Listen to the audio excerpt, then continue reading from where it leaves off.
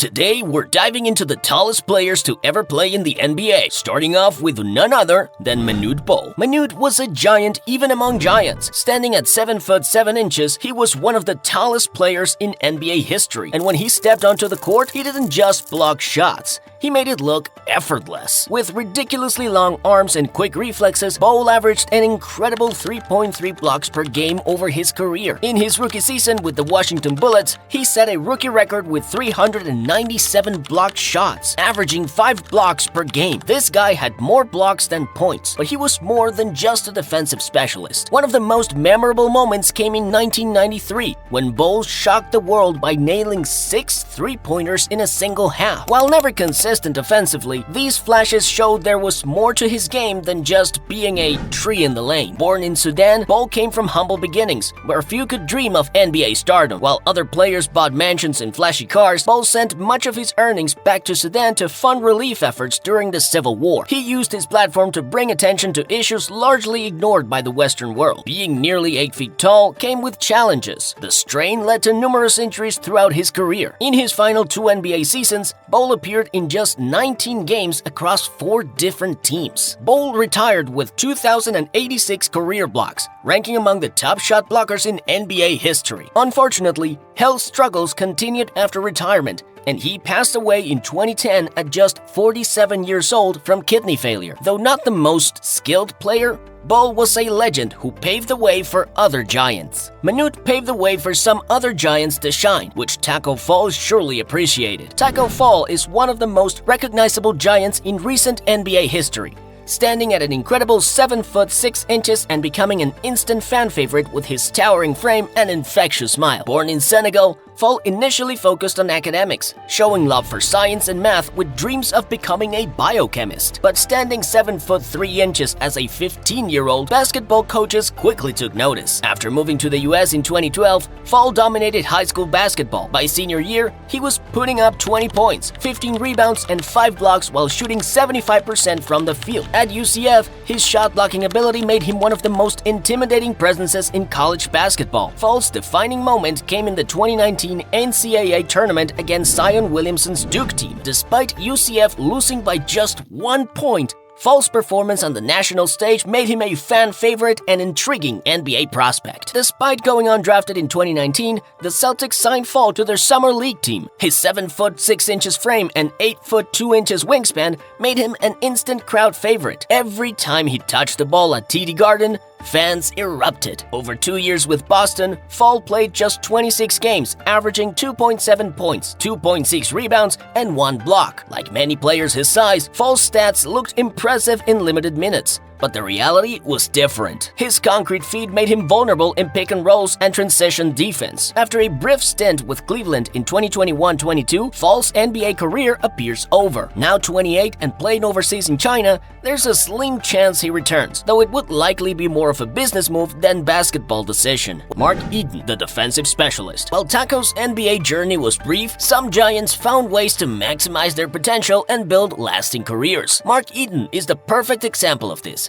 At 7 foot 4 inches and 275 pounds, he had one of basketball's greatest success stories, not even considering basketball seriously until his early 20s. In high school, Eaton focused on water polo and auto mechanics. After graduation, he worked as a mechanic until a junior college coach spotted him and encouraged him to try basketball. Drafted by Utah in 1982, Eaton immediately established himself as a premier shot blocker. In his rookie season, he led the league with 3.4 blocks per game, just the beginning of his dominance. In the 1984-85 season, Eaton set an NBA record by averaging 5.6 blocks per game, a mark that still stands as the highest single-season average in NBA history. He swatted 456 shots that year, earning his first Offensive Player of the Year award. Over 11 years with Utah, Eaton led the league in blocks 4 times and won Defensive Player of the Year twice, 1985 and 1989. He finished his career with 3,064 blocks, ranking 4th all-time despite playing fewer seasons than other leaders. After retirement,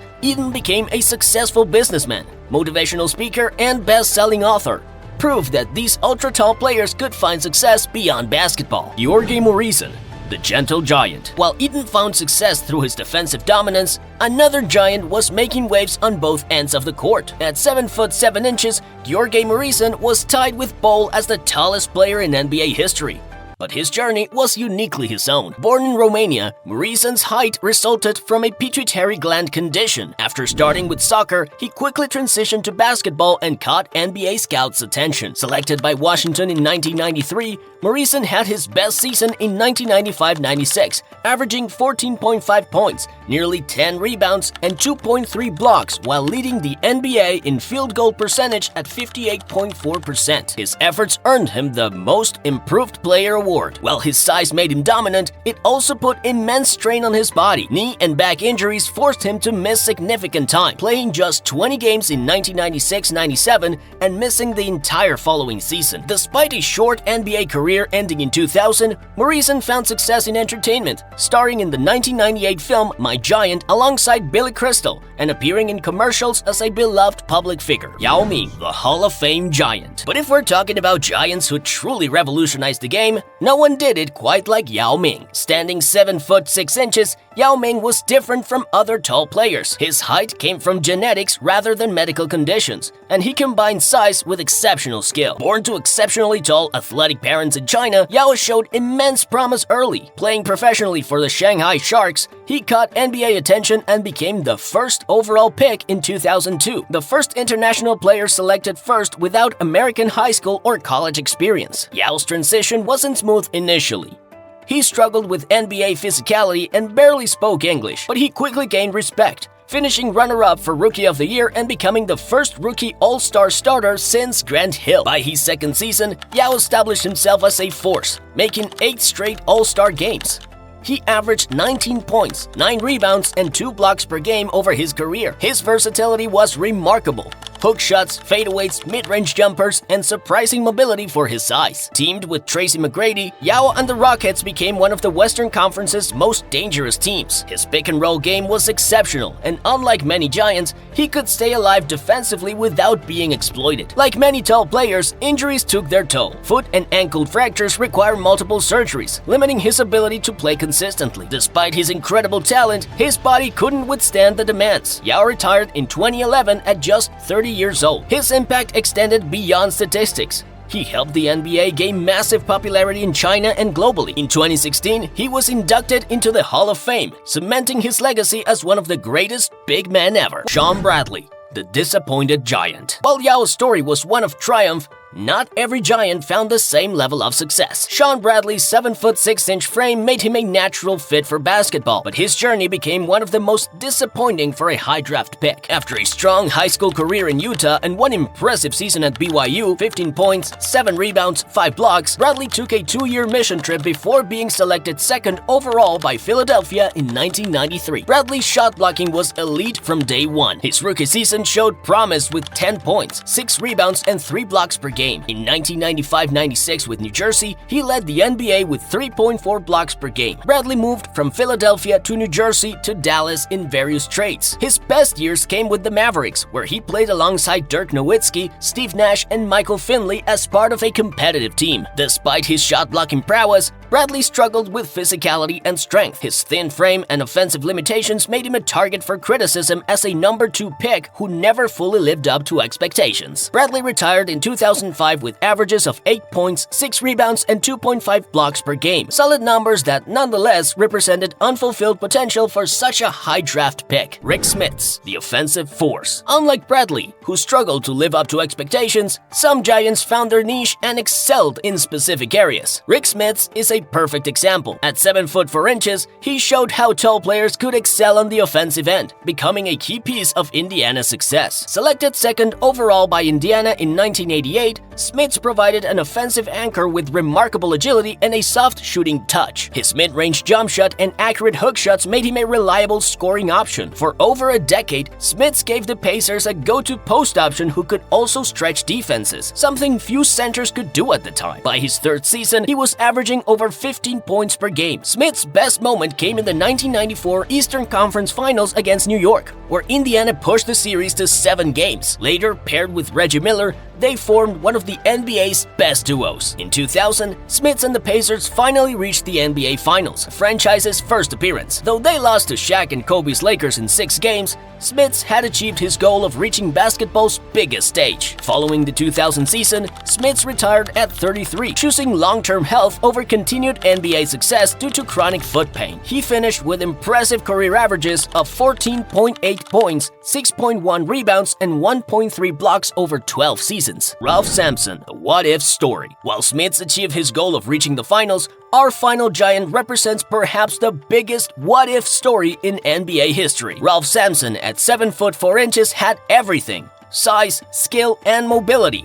But fate had other plans. At the University of Virginia, Samson was a 3-time National Player of the Year, widely regarded as one of the greatest college players ever. His combination of size, ball handling, and shooting made him a unique prospect. The Houston Rockets selected him first overall in 1983. And Samson delivered immediately. His rookie year, 21 points, 11 rebounds, 2.4 blocks, Rookie of the Year, and an All-Star appearance. When Houston drafted Hakeem Olajuwon the following year, they formed the Twin Towers, one of the most promising front courts ever assembled. Together, they led Houston to the 1986 NBA Finals. Samson's defining moment came in the 1986 Western Conference Finals against the Lakers. With the series tied 2-2, his buzzer-beating shot in Game 5 eliminated the defending champions, one of the most unforgettable moments in Rockets history. Unfortunately, injuries derailed what could have been a legendary career. Knee and back problems limited his mobility and explosiveness. He struggled to stay healthy, spending brief time with Sacramento and Washington before retiring in 1991.